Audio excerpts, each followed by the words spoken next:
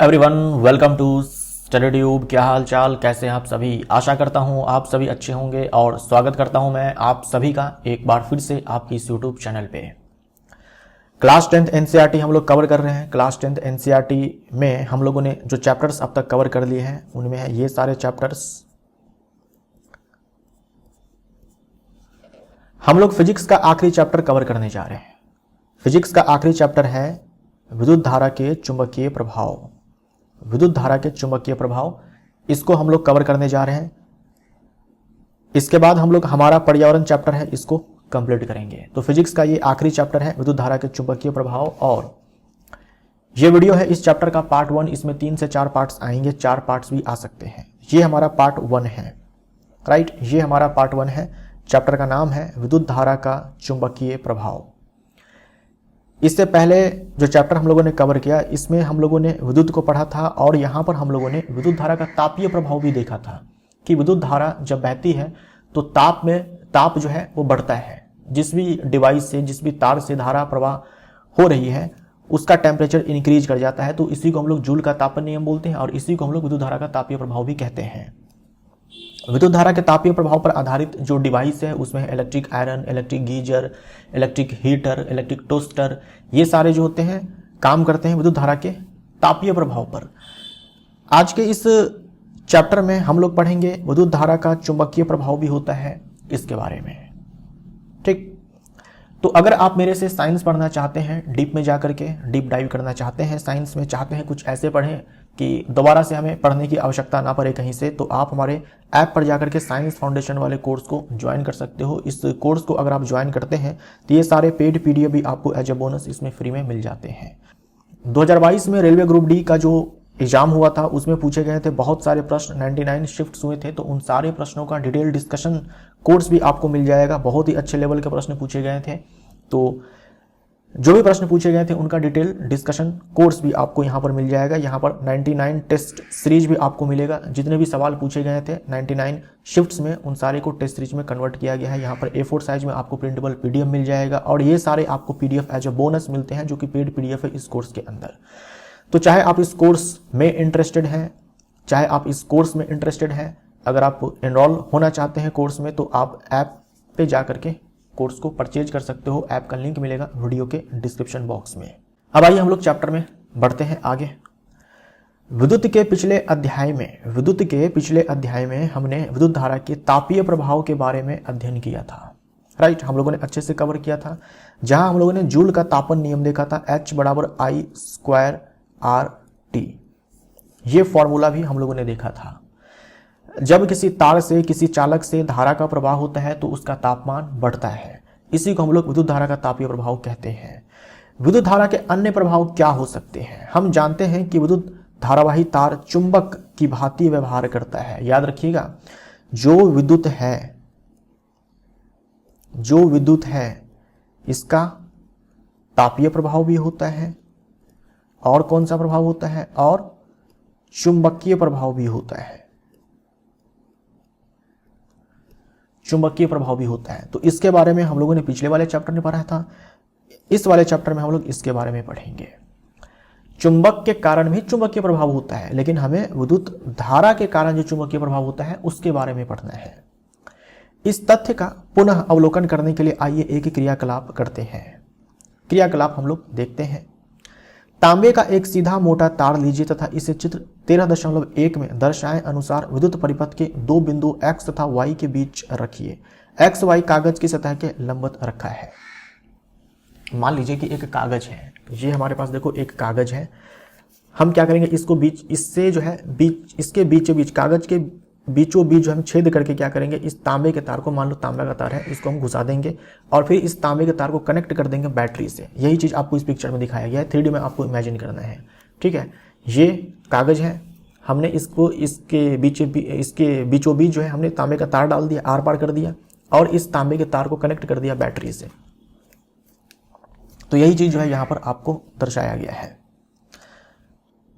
यहाँ एमीटर लगाया गया है, बैटरी कनेक्ट कर दिया गया है, एक रेजिस्टर लगा दिया गया है। इस तांबे के तार के निकट क्षैतिज रूप में एक छोटी दिक् सूचक रखिए। एक कंपास रखना है, इसकी सुई की स्थिति नोट कीजिए। कंपास जब आप रखेंगे तो इसकी सुई की स्थिति को आप अच्छे से देख लेंगे कि सुई किस डायरेक्शन में है।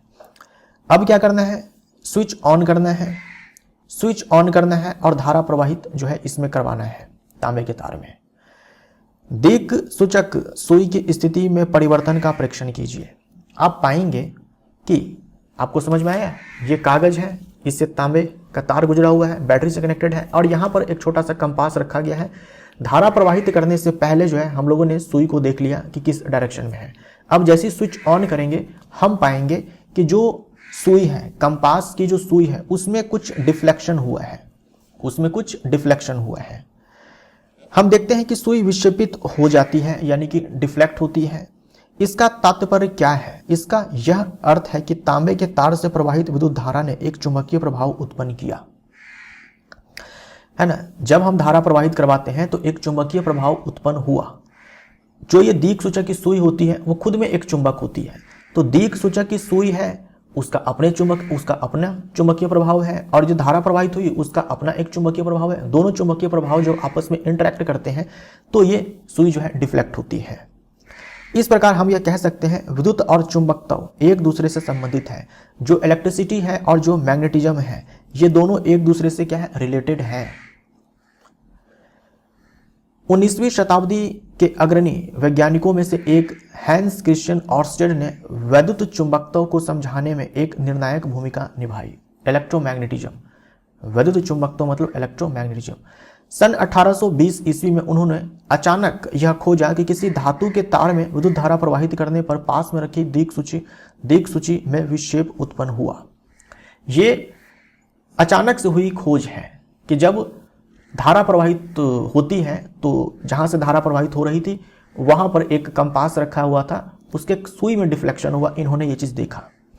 अपने प्रेक्षणों के आधार पर ऑर्स्टेड ने यह प्रमाणित किया कि विद्युत तथा चुंबकत्व परस्पर संबंधित परिघटनाएं हैं। मतलब कि विद्युत और चुंबकत्व, इलेक्ट्रिसिटी और मैग्नेटिज्म जो है ये एक दूसरे से रिलेटेड है। उनके अनुसंधान ने आगे जाकर नई नई प्रौद्योगिकियों जैसे रेडियो, टेलीविजन, तंतु प्रकाशिकी आदि का सृजन किया। उन्हीं के सम्मान में चुंबकीय क्षेत्र की तीव्रता का मात्रक याद रखिएगा। चुंबकीय क्षेत्र मैग्नेटिक फील्ड इंटेंसिटी का मात्रक ऑर्स्टेड रखा गया। तो ऑर्स्टेड ने अचानक से ये चीज देखा कि जब धारा प्रवाहित होती है, जब धातु के तार में धारा प्रवाहित होती है तो इसके पास रखी जो दिक् सूची है उसके सुई में डिफ्लेक्शन हुआ है। कंपास का जो निडल है उसमें डिफ्लेक्शन हुआ है। तो इन्होंने कहा कि जो विद्युत है और चुंबकत्व है एक दूसरे से संबंधित है। तब गतिमान चुंबकों के विद्युतीय प्रभाव की उत्क्रमित संभावना के विषय में आप क्या कह सकते हैं? कहा जा रहा है कि जब धारा प्रवाहित होती है तो चुंबकीय प्रभाव उत्पन्न होता है। अच्छा, अगर हम चुंबक को गतिमान कर दें, मान लीजिए कि एक मैग्नेट है, इसको हम गतिमान कर दें तो इससे विद्युतीय प्रभाव उत्पन्न होगा। ठीक उल्टा यहां पर कहा जा रहा है कि धारा प्रवाहित करवाया तो चुंबकीय प्रभाव उत्पन्न हुआ। अब हम क्या करेंगे, चुंबक को गतिमान करवाएंगे। चुंबक को गतिमान करवाएंगे तो विद्युतीय प्रभाव जो है बनेगा। इसके बारे में आप क्या कह सकते हैं? इस अध्याय में हम चुंबकीय क्षेत्रों तथा इसी प्रकार के विद्युत चुंबकीय प्रभावों का अध्ययन करेंगे। हम लोग मैग्नेटिक फील्ड के बारे में पढ़ेंगे और जो इलेक्ट्रोमैग्नेटिक इफेक्ट है, विद्युत चुंबकीय प्रभाव, इलेक्ट्रोमैग्नेटिक इफेक्ट जो है उसके बारे में स्टडी करेंगे। हम विद्युत चुंबकों यानी कि इलेक्ट्रोमैग्नेट्स के बारे में पढ़ेंगे, इलेक्ट्रिक मोटर के बारे में पढ़ेंगे। ये जो इलेक्ट्रोमैग्नेट्स होते हैं, इलेक्ट्रिक मोटर होते हैं, ये विद्युत धारा के चुंबकीय प्रभाव पर आधारित होते हैं। राइट। इसके साथ ही हम इलेक्ट्रिक जनरेटर के बारे में भी पढ़ेंगे जो किस पे आधारित है, गतिमान चुंबकों के विद्युतीय प्रभाव पर आधारित है। यानी सबसे पहले ये देखा गया, देखो जब तार से धारा प्रवाहित होती है तो चुंबकीय प्रभाव उत्पन्न होता है। तो इसके ठीक विपरीत भी सोचा गया कि भाई अगर मान लीजिए कि हम चुंबक को गति कराते हैं या चुंबकीय क्षेत्र में परिवर्तन करवाते हैं तो क्या इससे धारा पैदा होगी? तो पता चला कि हाँ, तो जो आपके घर में बिजली आ रही है वो वैसे ही पैदा की गई है। कैसे? गतिमान चुंबक के विद्युतीय प्रभाव पर। ठीक है, इस कॉन्सेप्ट बोल सकते हो गतिमान चुंबक के चुंबकीय प्रभाव पर, विद्युतीय प्रभाव पर, या फिर आप बोल सकते हो विद्युत चुंबकीय प्रेरण के सिद्धांत पर ये इलेक्ट्रिक जनरेटर जो है काम करता है। हम लोग आगे डिटेल में पढ़ेंगे। चुंबकीय क्षेत्र और क्षेत्र रेखाएं। मैग्नेटिक फील्ड और फील्ड लाइंस के बारे में हम लोग पढ़ेंगे, चुंबकीय क्षेत्र और क्षेत्र रेखाएं। हम इस तथ्य से भली भांति परिचित है, किसी क्षण चुंबक के निकट लाने पर दिक्सूचक की सुई विक्षेपित हो जाती है। वास्तव में दिक्सूचक की सुई एक छोटा क्षण चुंबक ही होती है। कहा है कि हम ये बात पहले से जानते हैं कि जब हम किसी क्षण चुंबक को, है ना, क्षण चुंबक को, बार मैग्नेट को, ये बार मैग्नेट होता है, इसके दो पोल होते हैं, north pole south pole, right, north pole south pole. जैसे अगर हम इस क्षण चुंबक को ऐसे किसी रस्सी से बांधकर लटका दें तो ये अपने आप को कैसे अलाइन करता है, इसका एक सिरा जो है नॉर्थ के डायरेक्शन में होता है और दूसरा सिरा जो है साउथ के डायरेक्शन में होता है, तो नॉर्थ पोल और साउथ पोल हम लोग बोलते हैं, राइट। तो बार मैग्नेट को जब हम किसी कंपास के पास लेकर के आते हैं तो इसके सुई में हमें डिफ्लेक्शन शो होता है। मान लीजिए सुई है तो ऐसे ये सुई जो है डिफ्लेक्ट होती है, किसी डायरेक्शन में जो है ऐसे डिफ्लेक्ट होगी। तो ऐसा क्यों हो पाया? देखो बार मैग्नेट, ये जो कंपास की जो सुई देखते हैं ना, ये अपने आप में एक छोटा क्षण चुंबक होता है। तो जैसे दो चुंबक को आप पास में लाते हो तो ये या तो वो एक दूसरे को विकर्षित करते हैं या फिर वो चिपक जाते हैं, क्योंकि दोनों के दोनों चुंबक है ना, इसीलिए। तो भाई इस बार मैग्नेट का प्रभाव इस पर पड़ रहा है इसीलिए क्योंकि ये भी अपने आप में क्या है कि चुंबक है, और इस बार मैग्नेट का जो कि अपने आप में चुंबक है तो इसका तो चुंबकीय प्रभाव होगा ही।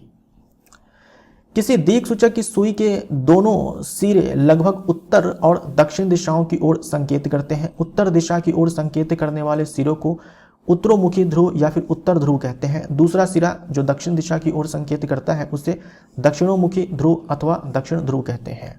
दिक्सूचक की अगर आप सुई देखेंगे, दिक्सूचक की अगर आप सुई देखेंगे, दो सिराएं होती हैं, एक सिरा जो है नॉर्थ डायरेक्शन में, दूसरा साउथ डायरेक्शन में। तो साउथ वाले को हम लोग साउथ पोल बोलते हैं और नॉर्थ वाले को हम लोग नॉर्थ पोल बोलते हैं सुई की, राइट। विविध क्रियाकलापों के द्वारा हमने यह परीक्षण किया कि चुंबकों के सजातीय ध्रुवों में परस्पर प्रतिकर्षण तथा विजातीय ध्रुवों में परस्पर आकर्षण होता है। तो अगर आप बार मैग्नेट को लेकर के आते हैं, बार मैग्नेट के पास भी नॉर्थ पोल है साउथ पोल है, तो अगर आप साउथ वाले के पास नॉर्थ पोल को लेकर आते हो तो वहां पर आकर्षण होगा, ठीक है। या फिर आप यहां पर ऐसे देख लो, मान लो कि दो बार मैग्नेट है, अब यहां पर देखो साउथ साउथ को हमने पास लाया तो ये दोनों एक दूसरे को विकर्षित करेंगे, राइट।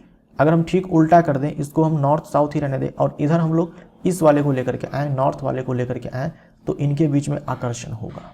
ये आपको ध्यान में रखना है, ये सारे पॉइंट्स जो है महत्वपूर्ण है। चुंबक के निकट लाने पर दिक्सूचक की सुई विक्षेपित क्यों हो जाती है? क्योंकि चुंबक के कारण अपना चुंबकीय प्रभाव उत्पन्न हो रहा है। ये जो दिक्सूचक की सुई है ये भी अपने आप में चुंबक है, इसका खुद का अपना प्रभाव है। तो दोनों के प्रभाव जब मिलते हैं, इंटरेक्ट होते हैं, तब जाकर के इसकी सुई में जो है विक्षेपण हमें देखने को मिलता है। तो दोनों के कारण जो चुंबकीय प्रभाव उत्पन्न होते हैं उसके कारण। अब यहां देखिए एक्टिविटी 13.2 में क्या कहा गया है। आपको क्या करना है कि एक ड्राइंग बोर्ड पर सफेद कागज चिपकाना है। एक हार्ड ड्राइंग बोर्ड लेना है, हार्ड ड्राइंग बोर्ड लेना है, उस पर सफेद कागज हम लोग चिपका देंगे ताकि हमें जो ये आयरन के चूर्ण होंगे अच्छे से नजर आए।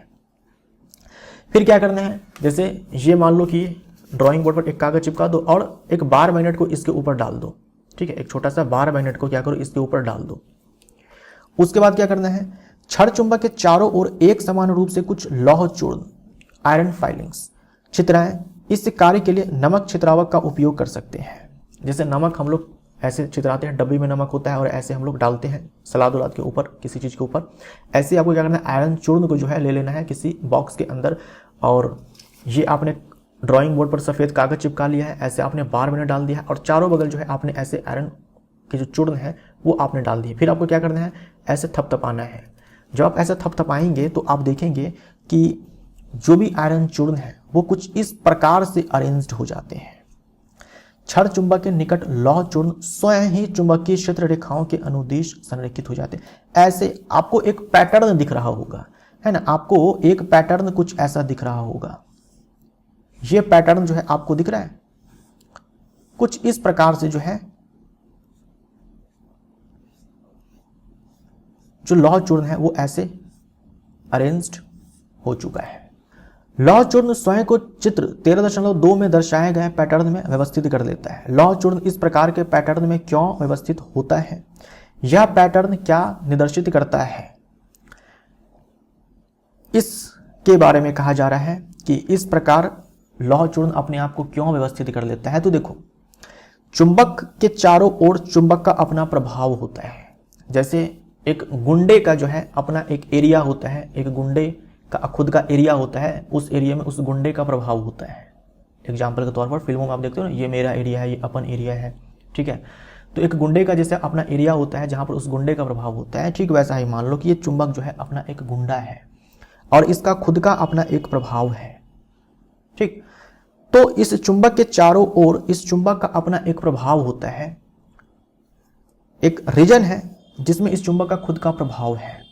अब लौह चूर्ण जब इस रीजन में आता है तो अपने ऊपर एक बल जो है अनुभव करता है और इस बल के कारण जो है लौह चूर्ण इस प्रकार के पैटर्न में व्यवस्थित हो जाता है। समझ में आया आपको? चुंबक के चारों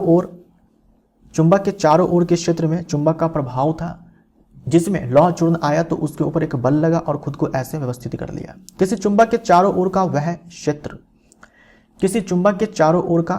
क्षेत्र जिसमें उसके बल का संसूचन किया जा सकता है, उस चुंबक का चुंबकीय क्षेत्र कहलाता है। जैसे मान लीजिए ये एक चुंबक है, इस चुंबक के चारों ओर का वो सारा रीजन जिसमें एक बल का अनुभव किया जाएगा, जिसमें अच्छा बल का अनुभव करेगा कौन? या तो कोई दूसरा चुंबक करेगा या फिर कोई चुंबकीय पदार्थ करेगा। चुंबकीय पदार्थ जैसे कि निकल है ना, आयरन है, कोबाल्ट है, ये चुंबकीय पदार्थ है, चुंबक से अट्रैक्ट होते हैं ये। तो एक ये चुंबक है, इसके चारों ओर का वो पूरा का पूरा क्षेत्र जिसमें कोई दूसरा चुंबक आए या फिर कोई चुंबकीय पदार्थ आए, वो अपने ऊपर बल महसूस करे, उस पूरे क्षेत्र को हम लोग चुंबकीय क्षेत्र कहते हैं। अब देखो, वह रेखाएं जिनके अनुदिश लौह चूर्ण स्वयं संरेखित होता है चुंबकीय क्षेत्र रेखाओं का निरूपण करती है। तो देखो, जो लौह चूर्ण है इन रेखाओं के अनुदिश अपने आप को व्यवस्थित किया है, तो हम इसे बोलते हैं चुंबकीय क्षेत्र रेखाएं, काल्पनिक रेखाएं होती है, राइट। क्या किसी क्षण चुंबक के चारों ओर चुंबकीय क्षेत्र रेखाएं प्राप्त करने के अन्य कोई उपाय है? वास्तव में आप स्वयं किसी क्षण चुंबक की चुंबकीय क्षेत्र रेखाएं खींच सकते हैं।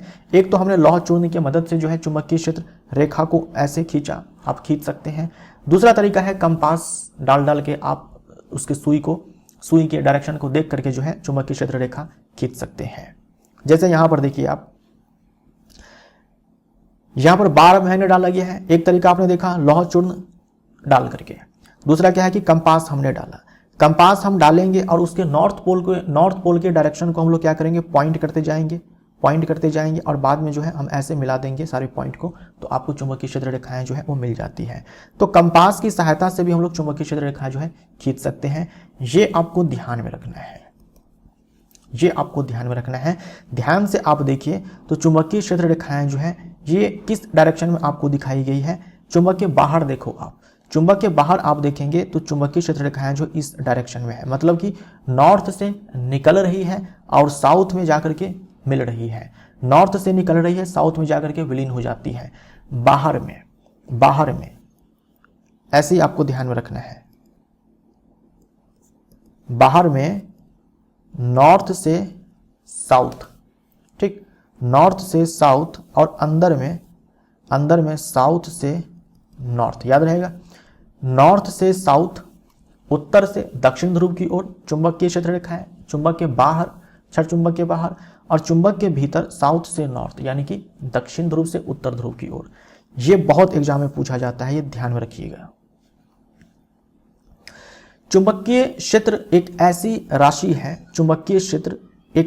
राशि है जिसमें परिमाण तथा दिशा दोनों होते हैं। चुंबकीय क्षेत्र को हम लोग B से डिनोट करते हैं।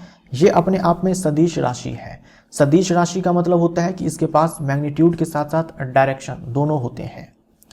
किसी चुंबकीय क्षेत्र की दिशा वह मानी जाती है जिसके अनुदिश दिक्सूची का उत्तर ध्रुव उस क्षेत्र के भीतर गमन करता है।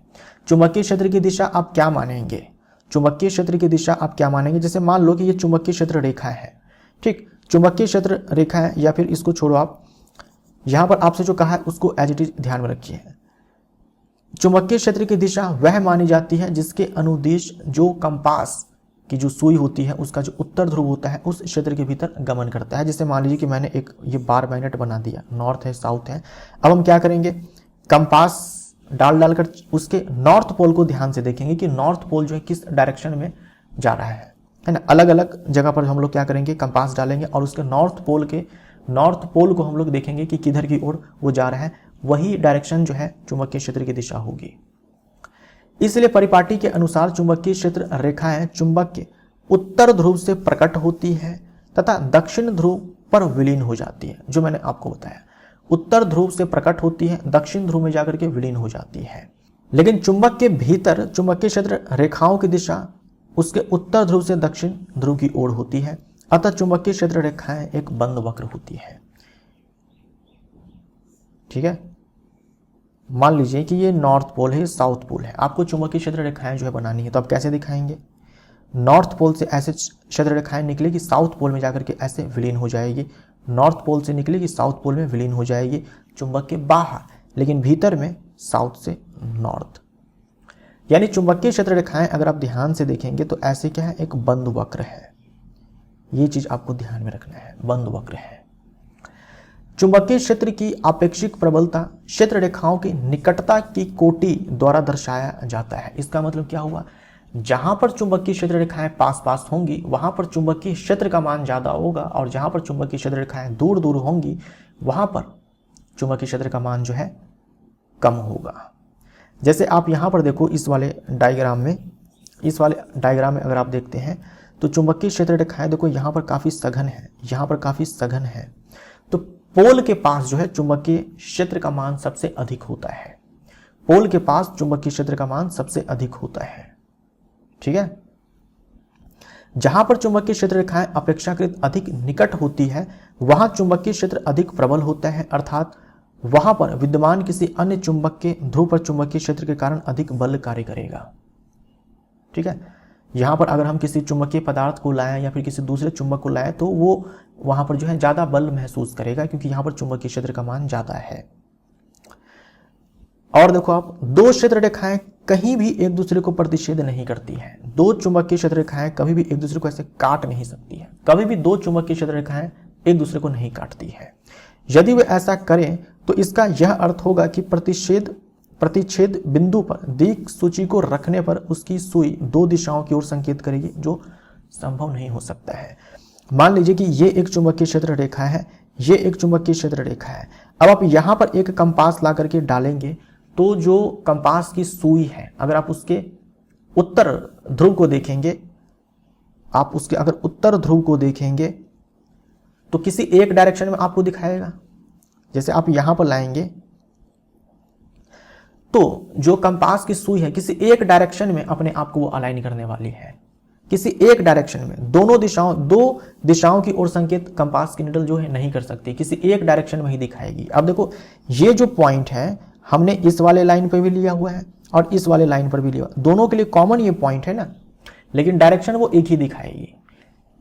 जबकि होना क्या चाहिए था, दो डायरेक्शन होना चाहिए था। अगर दो रेखाएं हैं तो दोनों के लिए अलग अलग डायरेक्शन, लेकिन कंपास की जो निडल है, सुई है, वो किसी एक डायरेक्शन में जाएगी, दो दिशाएं संभव नहीं है। ठीक, इसीलिए दो चुंबकीय क्षेत्र रेखाएं जो है एक दूसरे को नहीं काट सकती है। अगर ऐसा होगा तो क्या होगा, प्रतिच्छेद बिंदु पर दिक् सूची को रखने पर उसकी सुई दो दिशाओं की ओर संकेत करेगी, जो कि संभव ही नहीं है। किसी एक ही दिशा में जो है उसकी सुई जो है अपने आप को अलाइन करेगी। किसी विद्युत धारावाही चालक के कारण चुंबकीय क्षेत्र, हम लोग चैप्टर में यही तो पढ़ने आए हैं। हम लोग बार मैग्नेट के कारण चुंबक को पढ़ने नहीं आए हैं, हम लोग यही पढ़ने आए हैं कि धारा के कारण चुंबकीय क्षेत्र जो बनेगा उसके बारे में हम लोग पढ़ने आए हैं। तो किसी विद्युत धारावाही चालक के कारण चुंबकीय क्षेत्र, एक तार है, तार से करंट पास जो है वो हो रहा है, तो उसके कारण चुंबकीय क्षेत्र जो बनेगा उसके बारे में पढ़ना है। एक्टिविटी 13.1 में हमने यह देखा कि किसी धातु के चालक में विद्युत धारा प्रवाहित करने पर उसके चारों ओर एक चुंबकीय क्षेत्र उत्पन्न हो जाता है। उत्पन्न चुंबकीय क्षेत्र की दिशा ज्ञात करने के लिए आइए हम इसी क्रियाकलाप को नीचे दिए गए ढंग से करते हैं। अब यहां पर देखिए इस एक्टिविटी में क्या किया गया है, एक सर्किट आपको दिखाया गया है। धारा देखो किस डायरेक्शन में जो है बह रही है, धारा इस डायरेक्शन में बह रही है। इस वाले तार को आप ध्यान से देखिए, इस वाले तार को ध्यान से देखिए, ये तार है। तो धारा जो है आपको दिखाया गया है कि साउथ की ओर, साउथ डायरेक्शन में धारा जो है बह रही है, साउथ डायरेक्शन में धारा बह रही है। ये मान लीजिए तार है, इससे धारा बह रही है, तो इसके ठीक ऊपर हमने कंपास को डाला हुआ है ना, इसके ठीक ऊपर हमने कंपास को डाला हुआ है। तो धारा प्रवाहित होने से पहले कंपास को जब डाला गया तो इसकी सुई जो नॉर्थ पोल है, सुई की जो नॉर्थ पोल है वो इस डायरेक्शन में है, इस डायरेक्शन में जो यहां पर आपको दिखाया गया है, यहां पर दिखाया गया है। धारा प्रवाहित होने से पहले जो सुई की दिशा है किस दिशा में है, जो यहां पर दिखाया गया है उत्तर ध्रुव आपको देखना है, जो उत्तर ध्रुव है वो उत्तर की दिशा में है, जैसा इस पिक्चर में दिखाया गया है। ठीक, इस पिक्चर में दिखाया गया है। लेकिन जैसे ही धारा प्रवाहित करते हैं, जो इसका नॉर्थ पोल है, देखो ये पूर्व की ओर विक्षेपित हुआ है ना, पूर्व की ओर विक्षेपित हुआ है, पूर्व की ओर विक्षेपित हुआ है। नॉर्थ पोल अब ये है, देखो पहले उत्तर ध्रुव उत्तर की ओर था, जैसे ही धारा प्रवाहित करवाया इसका जो नॉर्थ पोल है अब इस डायरेक्शन में आ गया है, मतलब ये हुआ है पूर्व की ओर विक्षेपित हुआ है। अब देखो क्या करेंगे हम लोग, धारा की दिशा को उलट देंगे। धारा की दिशा को उलटने के लिए कुछ नहीं करना होता है, बैटरी के टर्मिनल को आप चेंज कर दो, है ना। बैटरी के टर्मिनल को हम लोगों ने चेंज कर दिया, बैटरी को ऐसे पलट दिया। अब धारा देखो किस डायरेक्शन में बह रही है, अब धारा जो है नॉर्थ डायरेक्शन में बह रही है ना, नॉर्थ डायरेक्शन में धारा जो है बह रही है। और धारा प्रवाहित होने से पहले जो है हम लोगों ने कंपास को डाला था तार के ऊपर, तो नॉर्थ डायरेक्शन में ही जो सुई का नॉर्थ पोल था, सुई का जो नॉर्थ पोल था नॉर्थ डायरेक्शन में था। अब जैसे ही धारा प्रवाहित करवाया, जो इसका नॉर्थ पोल है वो इधर की ओर डिफ्लेक्ट हो गया, इधर की ओर, यानी कि पश्चिम की ओर। यहां पर देख सकते हो ऐसे पश्चिम की ओर, ठीक है। तो इससे हमें यह समझ में आता है कि यार अगर हम धारा की दिशा को उलटते हैं तो चुंबकीय क्षेत्र की जो दिशा है उसमें परिवर्तन आता है। यही इस एक्टिविटी से हमें समझ में आता है। यही सारी चीजें जो है यहां पर लिख करके बताई गई है कि एक बार धारा हम दक्षिण की दिशा में प्रवाहित करवाते हैं तो जो नॉर्थ पोल है पूर्व की दिशा में डिफ्लेक्ट हो जा रहा है, और जब हम उत्तर की दिशा में धारा प्रवाहित करवाते हैं तो जो नॉर्थ पोल है वो पश्चिम की दिशा में डिफ्लेक्ट हो जाता है। यही चीज आपको इस एक्टिविटी में बताया गया है। सीधे चालक से विद्युत धारा प्रवाहित होने के कारण चुंबकीय क्षेत्र, सीधे चालक यानी कि जो चालक है वो एकदम से स्ट्रेट है ना, बेंड नहीं है ना, लूप नहीं है, ऐसे स्ट्रेट है। किसी चालक से विद्युत धारा प्रवाहित होने पर उत्पन्न चुंबकीय क्षेत्र का पैटर्न कैसे निर्धारित होता है? क्या यह पैटर्न चालक की आकृति पर निर्भर करता है? इसकी जांच हम एक क्रियाकलाप द्वारा करेंगे। पहले हम किसी विद्युत धारावाही सीधे चालक के चारों ओर चुंबकीय क्षेत्र पैटर्न पर विचार करेंगे। हमें क्या करना है कि पहले चुंबकीय क्षेत्र पैटर्न को देखना है, किसके कारण? विद्युत धारावाही सीधे चालक के कारण, यानी स्टेट कंडक्टर हम लेंगे, इससे धारा प्रवाहित करवाएंगे और हम लोग देखेंगे चुंबकीय क्षेत्र पैटर्न को। तो इसके लिए एक्टिविटी दिया गया है, सीधा हम लोग यहां पर आते हैं। वही काम करना है आपको, ऐसे कार्डबोर्ड लेना है, सफेद कागज डाल देना है और ऐसे क्या करना है, एक तांबे का तार जो है या फिर कंडक्टर जो है, चालक जो है, ऐसे घुसा करके निकाल देना है। एकदम बीचों बीच इसको रखना है, स्ट्रेट रखना है, ठीक है, एकदम से स्ट्रेट रखना है। फिर क्या करेंगे, वही लौह चूर्ण डालेंगे, लौह चूर्ण डालेंगे, धारा प्रवाहित करवा देंगे और थोड़ा सा थपथपा देंगे। वही काम करना है। पढ़ लेते हैं, देखो क्या सब है यहाँ पर। एक 12 वोल्ट की बैटरी, एक परिवर्ती प्रतिरोध, परिवर्ती प्रतिरोध किसको बोलते हैं? परिवर्ती प्रतिरोध को ही हम लोग धारा नियंत्रक बोलते हैं। परिवर्ती प्रतिरोध, देखो ये प्रतिरोध का सिंबल है और ये परिवर्ती प्रतिरोध का सिंबल है। इसका प्रतिरोध फिक्स होता है, इसके प्रतिरोध को हम लोग चेंज कर सकते हैं। जैसे मान लीजिए कि यहां पर लिखा हुआ है 1 ओम से 10 ओम, मतलब आप 1 ओम से 10 ओम प्रतिरोध जो है यहां पर पैदा कर सकते हैं। लेकिन ये केवल प्रतिरोध है, इसका प्रतिरोध फिक्स होगा, 1 ओम, 5 ओम, 10 ओम ऐसे फिक्स होगा। तो प्रतिरोध को जब हम बढ़ाएंगे तो इससे धारा जो है कम हो जाएगी, प्रतिरोध को अगर हम कम करेंगे तो धारा जो है अधिक हो जाएगी। तो धारा को नियंत्रित कर सकते हैं हम लोग प्रतिरोध को चेंज करके, तो इसी को हम लोग परिवर्ती प्रतिरोध कहते हैं। इसका सिंबल जो है ऐसे होता है। ठीक, तो 0 से 5 एम्पियर करंट हम लोग फ्लो करवा सकते हैं इस रेजिस्टेंस को चेंज करके। उसके बाद एमीटर लेना है, प्लग कुंजी लेना है, लंबा मोटा सीधा तांबे का तार लेना है, आयताकार कार्डबोर्ड लेना है, कार्डबोर्ड का टुकड़ा लेकर उसे बीचों बीच कार्डबोर्ड के तल के अभिलंबित इस मोटे तार को प्रविष्ट कराइए। वही चीज है ना, कार्डबोर्ड लिया, इसके बीचों बीच हमने छेद करके इसको तांबे का तार को निकाल लिया। यह सावधानी रखना है कि कार्डबोर्ड तार में स्थिर रहे, ऊपर नीचे हिले डुले नहीं। अब चित्र 13.6a में दर्शाए अनुसार तांबे के तार को ऊर्ध्वाधरता बिंदुओं x तथा y के बीच श्रेणी क्रम में बैटरी एमीटर धारा नियंत्रक प्लग कुंजी से संयोजित कीजिए। ऐसे आपसे कहा गया है। तार के चारों ओर कार्डबोर्ड पर कुछ लौह चूर्ण एक समान रूप छितराइए, एक समान रूप से। धारा नियंत्रक के परिवर्तक को किसी एक नियत स्थिति पर रखिए, यानी कोई एक रेजिस्टेंस पर आप जो रेजिस्टेंस है किसी एक प्रतिरोध मान पर जो है कोई एक प्रतिरोध आप ले लो, जैसे 2 ओम 3 ओम, किसी एक पर ले आकर सेट कर दो आप, क्योंकि हम तो इसके प्रतिरोध को चेंज कर सकते हैं ना, तो किसी एक पर ले आकर के सेट कर दो, किसी एक मान पर। और आपको धारा जो है नोट कर लेना है। जैसे मान लो आपने 2 ओम लिया तो धारा देख लो कि क्या है और उस पर फिक्स कर दो। कुंजी लगाकर परिपथ बंद कीजिए ताकि तांबे के तार से विद्युत धारा प्रवाहित हो। यह सुनिश्चित कीजिए कि बिंदुओं x तथा y के बीच में लगे तांबे के तार सीधा रहे, एकदम से स्ट्रेट रहे। कार्डबोर्ड को हल्के से कुछ बार थपथपाइए। लौह चूर्ण के पैटर्न का परीक्षण कीजिए।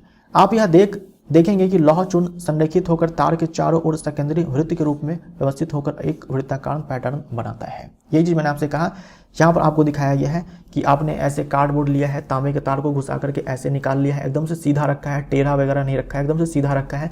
फिर आपने करंट पास करवा दिया है ना, करंट पास करवा दिया आपने। मान लो कि आपने 2 एम्पियर करंट पास करवा दिया।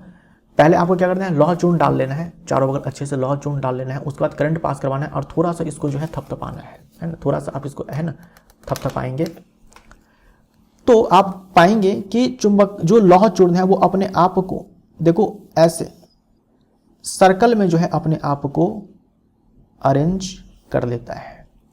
सर्कल भी कैसा, सेकेंडरी वृत्त, यानी कई सारे आपको वृत्त मिलेंगे जिसका सेंटर कॉमन होगा। इसी सेंटर से जो है ये तार गुजरा हुआ है। समझ में आया आपको?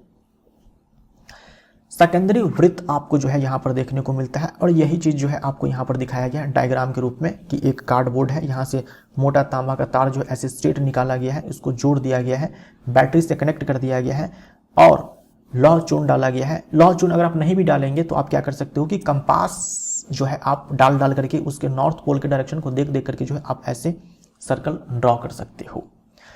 तो किसी विद्युत धारावाही सीधे चालक तार के चारों ओर के चुंबकीय क्षेत्र की क्षेत्र रेखाओं को निरूपित करता सेकेंडरी वृत्तों का पैटर्न। वृत्तों पर अंकित तीर क्षेत्र रेखाओं की दिशा को दर्शाते हैं। ठीक ऐसा आप यहां पर देख सकते हो। कंपास अगर आप डालेंगे तो जो उसका नॉर्थ पोल है आपको इस डायरेक्शन में जाता हुआ दिखेगा, जो आपको दिखाया गया इस डायरेक्शन में जाता हुआ दिखेगा और ऐसे पूरा वृत्त जो है बनाएगा। अब आगे बढ़ते हैं। यदि तांबे के तार में प्रवाहित धारा के परिमाण को परिवर्तित कर दें तो किसी दिए गए बिंदु पर रखे दिक् सूची के विक्षेप पर क्या प्रभाव पड़ता है, इसे देखने के लिए तार में विद्युत धारा को परिवर्तित कीजिए। अब देखो हम ज्यादा धारा प्रवाहित करवाएंगे ना तो कंपास की जो सुई है वो ज्यादा विक्षेपित होगी, यानी कि धारा बढ़ाने से जो चुंबकीय क्षेत्र का मान है वो बढ़ता है। ठीक है, धारा बढ़ाने से चुंबकीय क्षेत्र का मान जो है वो बढ़ता है। तो आप ऐसे याद रख सकते हो, ये इंपॉर्टेंट है, ध्यान में रखिएगा। बी से क्या हुआ, चुंबकीय क्षेत्र। तो धारा जैसे मान लो आपने 2 एम्पियर बढ़ाया था, अगर आप कंपास डाल करके धारा बढ़ाओ, 2 से 3 करो, 4 करो, 5 करो, तो आप देखेंगे जितना ज़्यादा धारा प्रवाहित करो उतना ज़्यादा डिफ्लेक्शन जो है शो होगा, क्योंकि धारा बढ़ाने से चुंबकीय क्षेत्र का मान बढ़ता है। अच्छा, आप तार से जैसे जैसे दूर जाएंगे चुंबकीय क्षेत्र का जो मान है वो घटता जाएगा। चुंबकीय क्षेत्र का मान घटता जाएगा। मान लो तार से हम दूर जा रहे हैं, है ना, इसको मैं क्या बोल दूं, डी बोल दूं, डिस्टेंस बढ़ाते हैं तार से, तो चुंबकीय क्षेत्र का मान जो है वो घटता जाएगा। हम यह पाते हैं कि सुई के विक्षेप में भी परिवर्तन होता है। वास्तव में जब विद्युत धारा के परिमाण में वृद्धि होती है तो विक्षेप में भी वृद्धि होती है। जितना ज़्यादा धारा प्रवाहित करवाएंगे उतना ही ज़्यादा डिफ्लेक्शन जो है शो करेगा। इससे यह निर्दिष्ट होता है कि जैसे जैसे तार में प्रवाहित विद्युत धारा के परिमाण में वृद्धि होती है तो किसी दिए गए बिंदु पर उत्पन्न चुंबकीय क्षेत्र के परिमाण में भी वृद्धि होती है। जैसे मान लीजिए आपकी, हमने यहां पर एक पॉइंट ले लिया,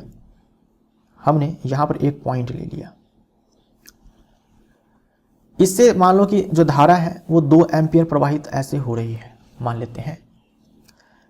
चुंबकीय क्षेत्र का जो एसआई यूनिट होता है वो टेस्ला होता है ना, टेस्ला। आप सुनते भी होंगे आजकल खूब टेस्ला कंपनी के बारे में।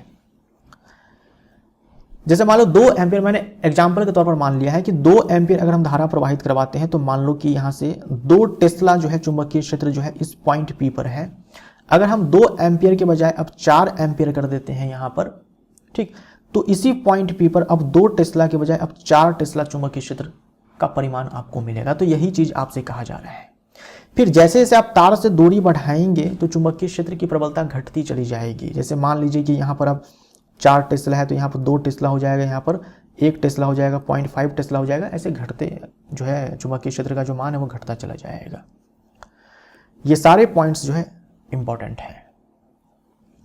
यदि तांबे के तार में प्रवाहित विद्युत धारा तो वही रहती है, परंतु दिक्सूची तांबे के तार से दूर चला जाता है, तब दिक्सूची के विक्षेप पर क्या प्रभाव पड़ता है, इसे देखने के लिए हम दिक्सूची को चालक तार से दूर स्थित किसी बिंदु जैसे Q पर रख देते हैं। आप क्या परिवर्तन देखते हैं? अब कहा जा रहा है कि देखो, आपको जो सीधा धारावाही चालक है उसमें धारा को फिक्स कर देना है। मान लो कि करंट I फ्लो कर रहा है। पहली बात तो हमें यह समझ में आया कि सीधे धारावाही चालक के कारण चुंबकीय क्षेत्र कैसा बनता है, सेकेंडरी वृत्त बनता है। ठीक है, सेकेंडरी वृत्त बनता है। हमने ये पढ़ा कि अगर हम धारा का मान बढ़ाते हैं तो चुंबकीय जो कंपास, जो ये डिफ्लेक्शन है, जो कंपास का जो डिफ्लेक्शन है वो बढ़ता है, यानी कि चुंबकीय क्षेत्र की प्रबलता जो है वो बढ़ती है। अगर हम धारा कम करते हैं तो फिर घटती है। अब कहा जा रहा है हम तार से जैसे दूर जाएंगे आप देखेंगे कि जो डिफ्लेक्शन है ये घटता जाता है, जो डिफ्लेक्शन है वो घटता जाता है। हम डिस्टेंस बढ़ाएंगे, हमने इसको फिक्स कर दिया है। अब हम क्या करेंगे कि दूरी बढ़ाएंगे, चुंबकीय क्षेत्र का मान घटता जाएगा, है ना। दूरी कम करेंगे, चुंबकीय क्षेत्र का मान जो है बढ़ता जाएगा। तो हम इसको ऐसे बोल सकते हैं कि डिफ्लेक्शन जो है वो घटता जाएगा। इस प्रकार किसी चालक से प्रवाहित की गई विद्युत धारा के कारण उत्पन्न चुंबकीय क्षेत्र चालक से दूर जाने पर घटता है। जैसे जैसे हम चालक से दूर जाएंगे जो वृत्त का साइज है वो बढ़ता जाएगा, है ना। देख रहे हो, वृत्त का साइज जो है बढ़ता जाएगा, वृत्त की त्रिज्या जो है वो बढ़ती जाएगी और जो चुंबकीय क्षेत्र का मान है घटता चला जाएगा। चित्र 13.6 से यह देखा जा सकता है कि जैसे जैसे विद्युत धारावाही सीधे चालक पर तार से दूर हटते जाते हैं उसके चारों ओर उत्पन्न चुंबकीय क्षेत्र को निरूपित करने वाले सेकेंडरी वृत्तों का साइज बड़ा हो जाता है। जो मैंने अभी आपसे कहा कि जैसे जैसे हम तार से दूर जाएंगे चुंबकीय ये जो वृत्त है सेकेंडरी वृत्त, इसका जो साइज है, रेडियस है, ये बढ़ता जाएगा। अब हमें पढ़ना है एक दक्षिण हस्त अंगुष्ठ नियम, राइट हैंड थंब रूल। याद रखिएगा, ये राइट हैंड रूल नहीं है, ये राइट हैंड थंब रूल है ना, थंब रूल है। जैसे हमने धारा जो है प्रवाहित करवाया और ऐसे सेकेंडरी वृत्त बना। अब ये सेकेंडरी वृत्त इस डायरेक्शन में भी बन सकता है या फिर इस डायरेक्शन में बन सकता है, इस डायरेक्शन में बन सकता है। ये कंपास के नॉर्थ पोल को डालकर, कंपास को डालने के बाद नॉर्थ पोल के गति को चेक करके जो है पता किया जा सकता है कि इस डायरेक्शन में बनेगा या फिर इस डायरेक्शन में बनेगा।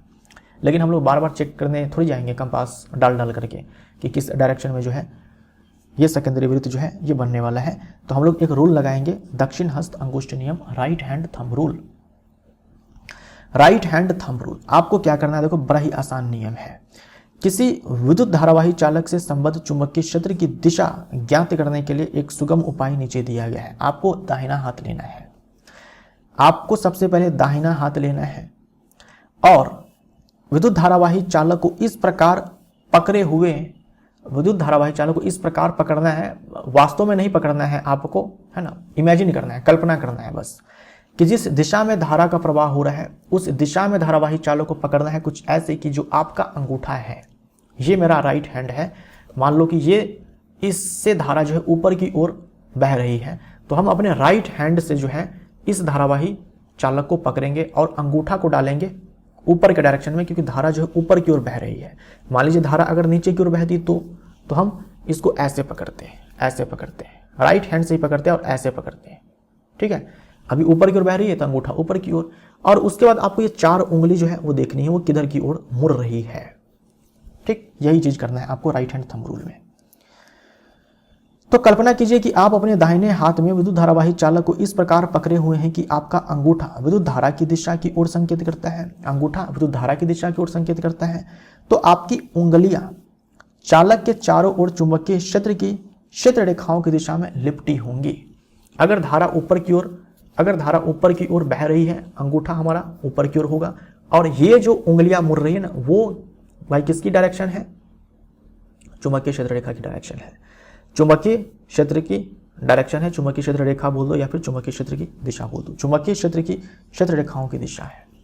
अगर आप बनाएंगे चुंबकीय क्षेत्र रेखाएं तो कैसे बनाएंगे? ये कौन सी दिशा है भाई? ये मैं देख पा रहा हूं ये एंटी क्लॉकवाइज है, ठीक है, एंटी क्लॉकवाइज, राइट। तो ऊपर की ओर अगर धारा जो है ऐसे बह रही है ऊपर की ओर तो एंटी क्लॉकवाइज यानी कि घड़ी की सुई जिस दिशा में घूम रही है उसके विपरीत दिशा में, और इधर क्लॉकवाइज हो जाएगा अगर धारा जो है नीचे की ओर है तो यहां देखो दिखाया गया है आपको। तो इसे हम लोग दक्षिण हस्त अंगुष्ठ नियम कहते हैं, राइट, दक्षिण हस्त अंगुष्ठ नियम। अगर मान लो धारा नीचे की ओर तो हम ऐसे पकड़ेंगे, और ऐसे जब पकड़ेंगे तो हमारी उंगलियां जो है क्लॉकवाइज डायरेक्शन में मुड़ेगी, क्लॉकवाइज, है ना, क्लॉकवाइज डायरेक्शन में मुड़ेगी। अब एक उदाहरण आपको दिया गया है, किसी क्षैतिज शक्ति संचरण लाइन में पूर्व से पश्चिम दिशा की ओर विद्युत धारा प्रवाहित हो रही है। यानी एक तार मैंने यहां पर दिखा दिया है टेबल के ऊपर, ये हमारा नॉर्थ है, ये साउथ है, ये वेस्ट है और ये ईस्ट है। बोल रखा है कि पूर्व से पश्चिम की ओर जो है धारा प्रवाहित हो रही है, धारा जो है इस डायरेक्शन में प्रवाहित हो रही है ना, पूर्व से पश्चिम की ओर, ईस्ट से वेस्ट की ओर। इसके ठीक नीचे किसी बिंदु पर तथा इसके ठीक ऊपर किसी बिंदु पर चुंबकीय क्षेत्र की दिशा क्या है ना। जैसे ये तार है, इसके ठीक ऊपर ठीक नीचे जो है चुंबकीय क्षेत्र की दिशा क्या है? तो देखो सीधा धारावाही चालक है, स्ट्रेट लाइन है जिसे धारा प्रवाहित हो रही है। दक्षिण हस्त अंगुष्ठ नियम लगाएंगे, दाहिना हाथ लेंगे, ये डायरेक्शन है, ये जिधर से मैं लिखता हूं धारा की दिशा में मैंने इसको डाला हुआ है, अंगूठा धारा की दिशा में।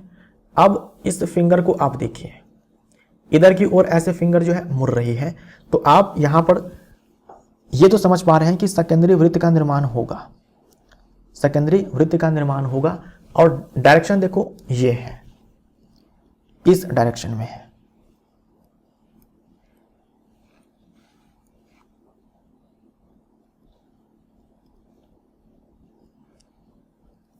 ये डायरेक्शन है ना, ऐसे ये डायरेक्शन है। तो अब क्या करो कि आप देखो इस वाले इधर से अगर आप देखते हैं इसको, इस डायरेक्शन को आप इधर से देखते हैं, जैसे मान लो कि आपने एक पंखा है जो ऐसे मान लो कि घूम रहा है, तो इधर से देखने पर वो एंटी क्लॉकवाइज घूम रहा है, पंखे के ठीक पीछे जाकर देखेंगे तो वो क्लॉकवाइज आपको घूमता हुआ नजर आएगा। तो यहां पर जो डायरेक्शन हमें मिल रहा है, अगर हम वेस्ट से देखते हैं तो ये एंटी क्लॉकवाइज डायरेक्शन हमें मिलता है, यानी घड़ी की सुई जिस दिशा में घूमती है उसके विपरीत। और अगर हम इधर से देखते हैं तो क्लॉकवाइज अगर हम पूरब साइड से देखते हैं तो इधर से देखने पर डायरेक्शन जो है आपको कुछ और मिलेगा, और इधर से देखने पर, पूर्व साइड से देखने पर डायरेक्शन आपको कुछ और मिलेगा, और पश्चिम साइड से देखने पर आपको डायरेक्शन कुछ और मिलेगा, इधर से क्लॉकवाइज, इधर से एंटी क्लॉकवाइज। तो ये जो लाइन है, संचरण लाइन है, इसके ठीक नीचे किसी बिंदु पर या फिर ठीक ऊपर किसी बिंदु पर, दोनों बिंदु पर अगर आप एंटी क्लॉकवाइज, अगर आप वेस्ट से देखते हो तो एंटी क्लॉकवाइज डायरेक्शन आपको देखने को मिलता है, अगर आप ईस्ट से देखते हो तो क्लॉकवाइज डायरेक्शन आपको देखने को मिलता है। ठीक बिंदु पर ऊपर या फिर नीचे आप कहीं पर भी कोई पॉइंट उठा लो, इधर से देखोगे तो एंटी क्लॉकवाइज, इधर से देखोगे तो क्लॉकवाइज आपको देखने को मिलेगा। तो यहाँ पर आपको थोड़ा सा अच्छे से ध्यान दे करके देखना पड़ेगा, है ना। जैसे मान लो कि अगर इधर से आप एक डायरेक्शन में देखो, जैसे पंखा का मान लो, पंखा का जो ब्लेड है वो अगर ऐसे घूम रहा है तो इधर से आपको क्लॉकवाइज दिखेगा, घड़ी की सुई इसी दिशा में घूमती है। पंखे के पीछे जाकर आप देखेंगे तो ये आपको एंटी क्लॉकवाइज डायरेक्शन में जो है घूमता हुआ नजर आएगा। मैक्सवेल का कॉर्क स्क्रू नियम भी कहते हैं, जो दक्षिण हस्त अंगुष्ठ नियम है, राइट हैंड थंब रूल जो है, राइट हैंड थंब रूल जो है, इसे हम लोग मैक्सवेल का कॉर्क स्क्रू नियम भी कहते हैं। इसमें देखो क्या कहा गया है, यदि हम विचार करें कि हम किसी कॉर्क स्क्रू को विद्युत धारा की दिशा में आगे बढ़ा रहे हैं, जैसे धारा मान लीजिए कि ऊपर की दिशा में बह रहा है और आपके पास क्या है कि कॉर्क स्क्रू है, उसको आप किस दिशा में आगे बढ़ा रहे हैं, धारा की दिशा में। तो कॉर्क स्क्रू जो है आप लेंगे, धारा की दिशा में जो है इसको आगे की ओर बढ़ाएंगे, यानी आपको ऐसे घुमाना है कॉर्क स्क्रू को कि जो कॉर्क स्क्रू है वो धारा की दिशा में आगे बढ़े। तो आप देखो कि आप किस डायरेक्शन में घुमा रहे हो, वो डायरेक्शन ही चुंबकीय क्षेत्र की दिशा है, ठीक है, वो डायरेक्शन ही चुंबकीय क्षेत्र की दिशा है। ये तार है, ठीक, धारा ऊपर की ओर है, हम एक क्या करेंगे, कॉर्क स्क्रू लेंगे और उसको ऐसे घुमाएंगे कि जो वो स्क्रू है ऊपर की ओर जाए, वो ऊपर की ओर जाए। फिर आप देखो कि आप घुमा कैसे रहे हो, जिस दिशा में आप घुमा रहे हो इसके चारों ओर उसी दिशा में चुंबकीय क्षेत्र की दिशा है। तो कॉर्क स्क्रू के घूर्णन की दिशा चुंबकीय क्षेत्र की दिशा होती है। आई होप आपको समझ में आया होगा। जैसे यहां पर देख लो, अगर कॉर्क स्क्रू को आप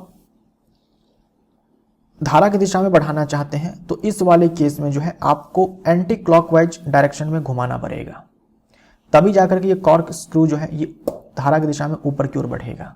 तो आपको एंटी क्लॉकवाइज डायरेक्शन में घुमाना पड़ेगा।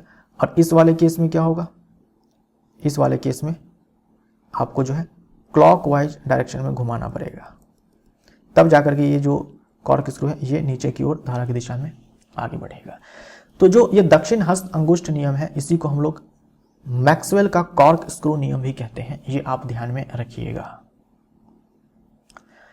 अब कुछ प्रश्न जो है पूछा गया है, किसी क्षण चुंबक के चारों ओर चुंबकीय क्षेत्र रेखाएं खींचिए।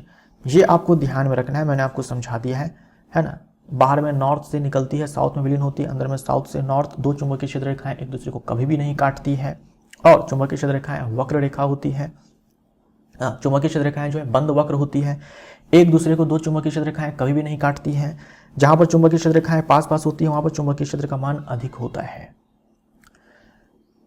चुंबकीय क्षेत्र रेखाओं के गुणों की सूची बनाइए। मैंने आपको बता दिया, चुंबकीय क्षेत्र रेखाएं बंद वक्र होती है, चुंबकीय क्षेत्र रेखाएं एक दूसरे को कभी भी नहीं काटती है। जहां पर चुंबकीय क्षेत्र रेखाएं पास पास होती है वहां पर चुंबकीय क्षेत्र का मान जो है अधिक होता है। और क्षण चुंबक के बाहर चुंबकीय क्षेत्र रेखा की दिशा जो है नॉर्थ से साउथ है और अंदर में साउथ से नॉर्थ है।